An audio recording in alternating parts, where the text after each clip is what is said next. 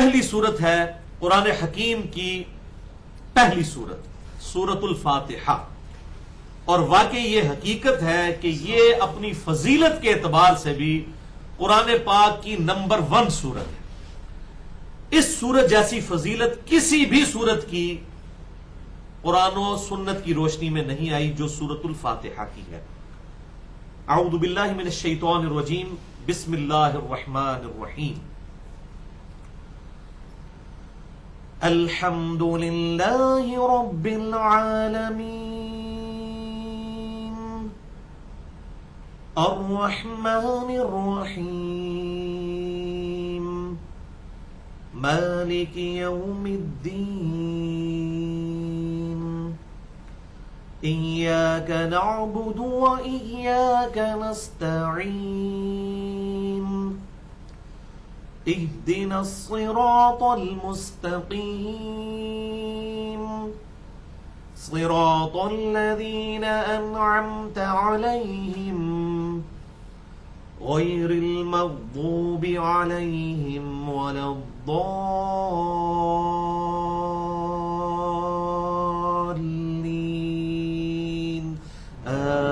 آمين۔ بھائیو، سورۃ الفاتحہ وہ واحد صورت ہے قرآن حکیم کی، دی اونلی صورت جس کی فضیلت قرآن میں آئی ہے۔ اس صورت کے علاوہ کسی بھی صورت کی فضیلت قرآن میں نہیں آئی، احادیث میں آئی ہے، لیکن سورۃ الفاتحہ کو یہ فضیلت حاصل ہے کہ اس کی فضیلت قرآن حکیم میں آئی، اور وہ ہے سورۃ الحجر کی آیت نمبر 87۔ اعوذ باللہ من الشیطان الرجیم، بسم اللہ الرحمن الرحیم۔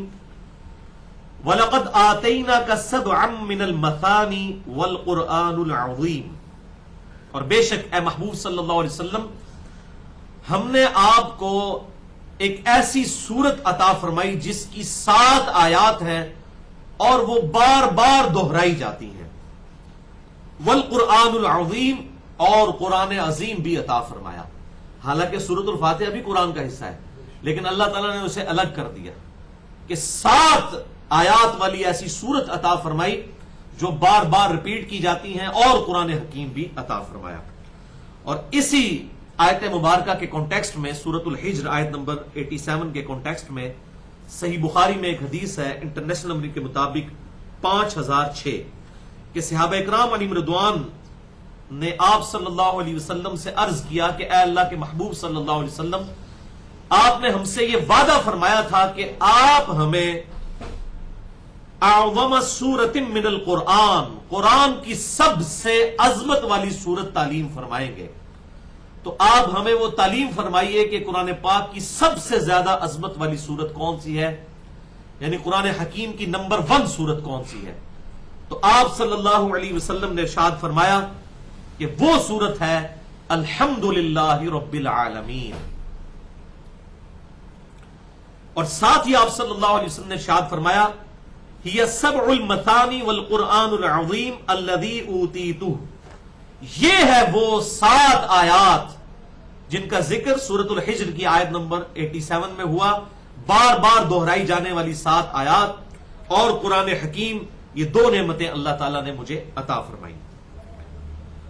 اور اسی حدیث کا جو ایک اور طرق ہے صحیح بخاری میں 4704، اس میں آپ صلی اللہ علیہ وسلم کے الفاظ ہیں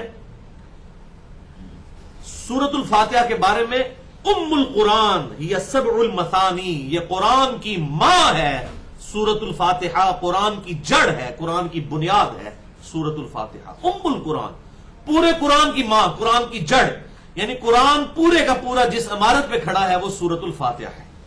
اب میں نے وہ جو جملہ بولا تھا شروع میں کہ واقعی قرآن پاک کی نمبر 1 سورت اگر کوئی ہے وہ سورۃ الاخلاص بھی نہیں ہے، سورۃ الفاتحہ ہے، الحمدللہ۔ اور اس حدیث میں جو صحیح بخاری 5006 نمبر حدیث میں آپ صلی اللہ علیہ وسلم نے جب تعلیم فرمایا کہ میں تمہیں قرآن کی سب سے عظمت والی سورت تعلیم فرماتا ہوں، تو آپ نے پھر یہ نہیں کہا کہ بسم اللہ الرحمن الرحیم الحمدللہ رب العالمین، بلکہ ڈائریکٹ پڑھا الحمدللہ رب العالمین۔ لہذا اس کی روشنی میں میرا یہ موقف ہے، ایکسپرٹ اوپینین ہے کہ اس سلسلے میں امام ابو حنیفہ رحمہ اللہ المتوفہ 150 ہجری ان کا موقف بالکل صحیح ہے کہ بسم اللہ الرحمن الرحیم سورۃ الفاتحہ کا حصہ نہیں ہے، ورنہ آپ صلی اللہ علیہ وسلم جب تعلیم فرما رہے تھے تو آپ فرماتے بسم اللہ الرحمن الرحیم الحمدللہ رب العالمین، لیکن آپ نے ڈائریکٹ فرمایا الحمدللہ رب العالمین، لہذا اس صحیح بخاری 5006 نمبر حدیث کے تحت الحمدللہ رب العالمین سورۃ الفاتحہ کی پہلی آیت ہے، بسم اللہ الرحمن الرحیم پہلی آیت نہیں ہے۔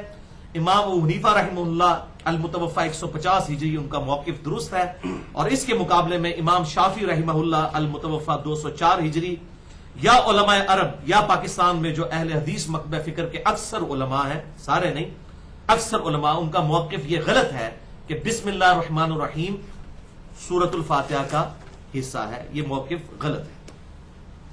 اسی کو سپورٹ کرنے کے لیے ایک اور حدیث ہے جو صحیح مسلم میں ہے، اور کم از کم 4 طریق اس کے آئے ہیں، ترک 878 سے لے کر ترک نمبر 881 تک، 4 جو سپورٹ کرتے ہیں اس حوالے سے۔ اور یہ جو حدیث ہے صحیح مسلم 878 سے لے کر 881 تک 4 احادیث صحیح مسلم کی، یہ اہل سنت اور اہل تشیع کے درمیان کامن حدیث ہے، بڑی مشہور حدیث ہے، اور اس حدیث کے تحت بھی سورۃ الفاتحہ کا حصہ بسم اللہ الرحمن الرحیم نہیں بنتا۔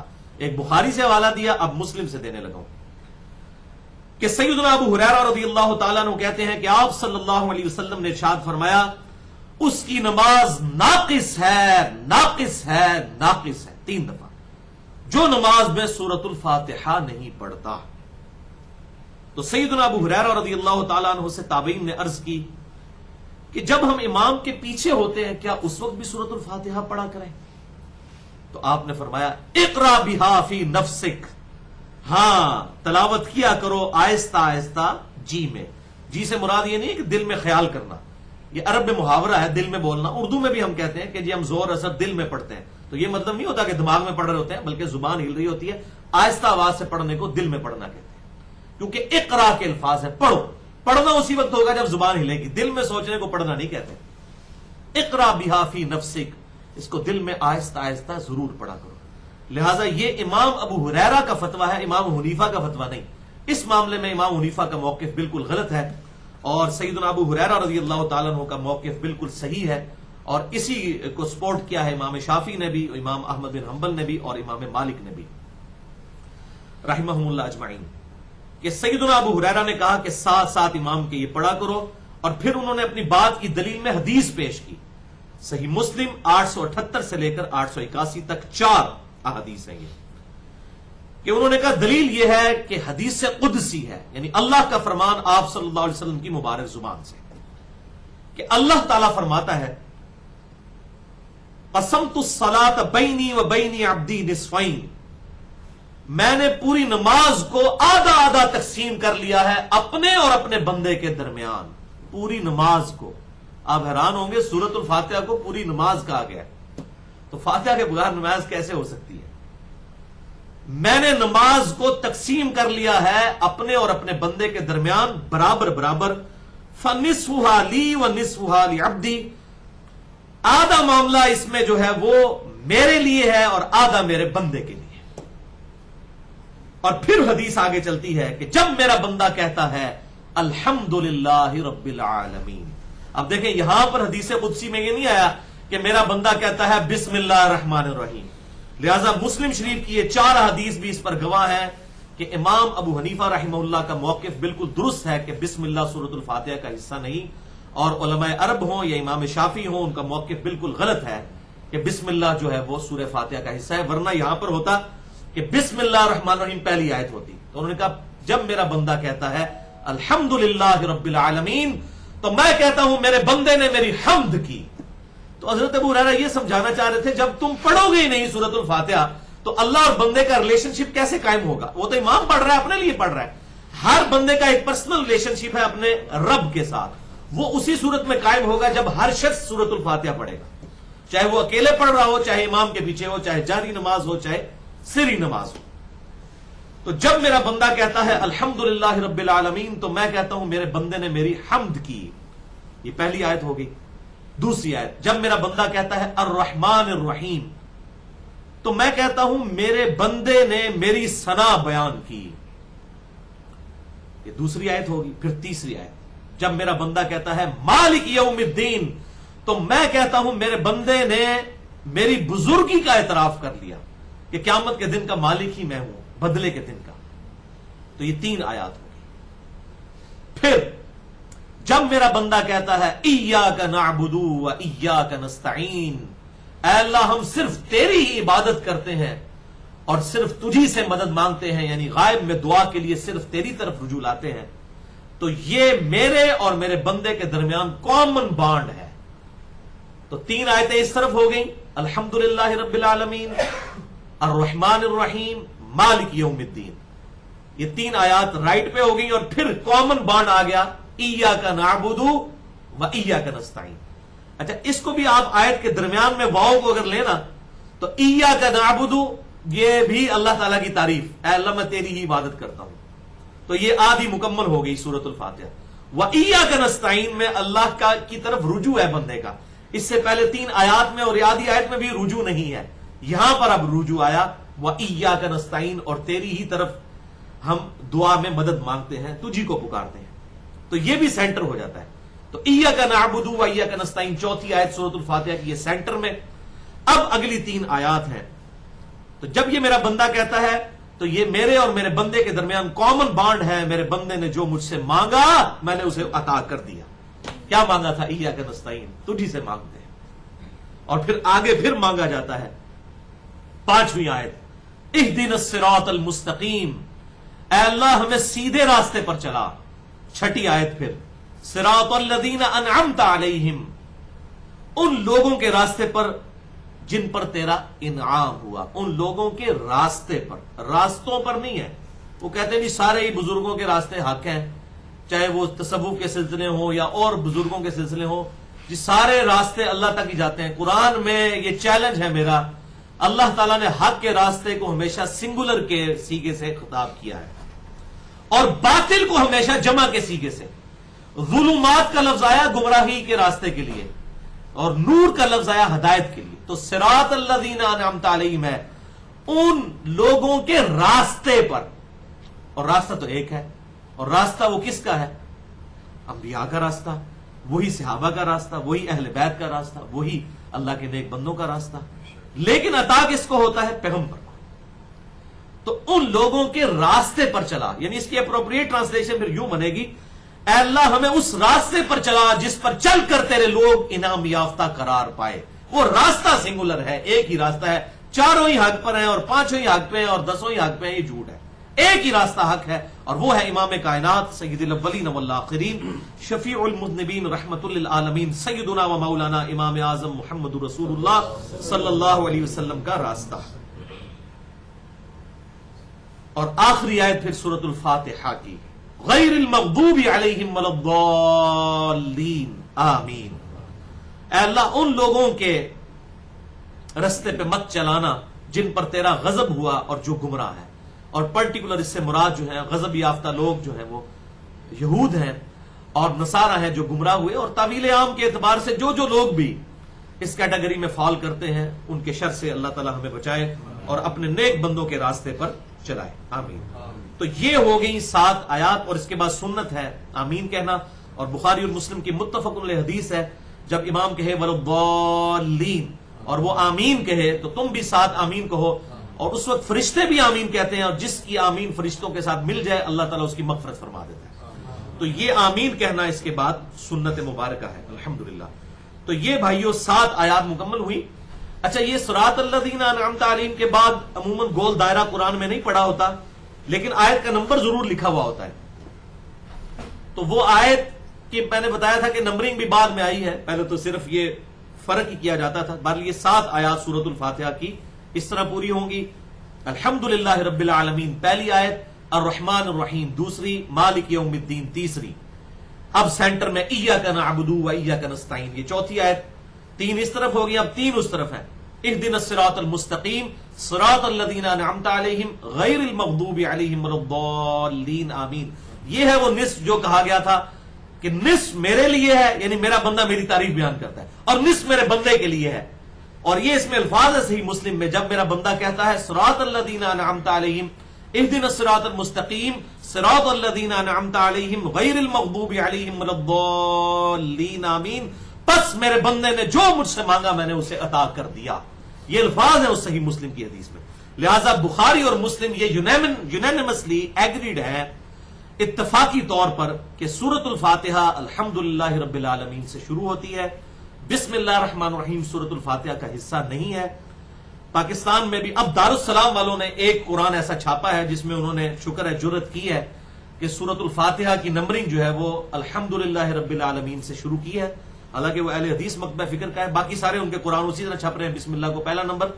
تو اب میں نے الحمدللہ علمی طریقے سے یہ چیز پوائنٹ آؤٹ کی ہے، اور میں یہ آپ کو بتا دوں تحدیث نعمت کے طور پر شیخ زبیر علی زئی صاحب رحمہ اللہ کے ساتھ میری بڑی ڈیٹیل ڈسکشن ہوئی تھی، اور ان کا موقف یہی تھا کہ بسم اللہ سورۃ الفاتحہ کا حصہ ہے.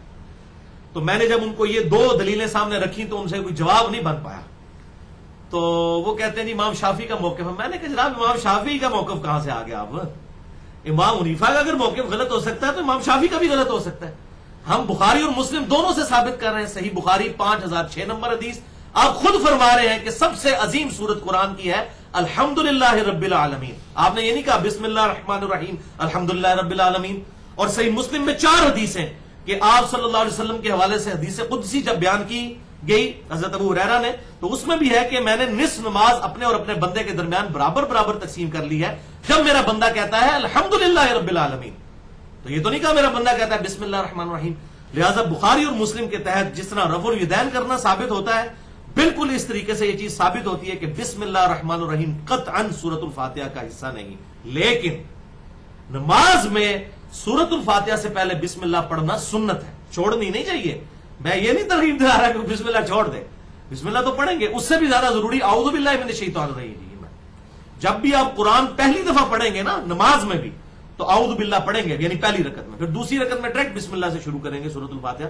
لیکن جب بھی قرآن پڑھا جائے گا تو وہ قرآن پاک میں واضح حکم ہے کہ پھر اللہ تعالیٰ کی پناہ حاصل کیا کرو شیطان کے اگینسٹ، جو میں نے بڑی ڈیٹیل کے ساتھ مسئلہ نمبر 83A کے اندر بھی یہ بتائی ہیں آیات.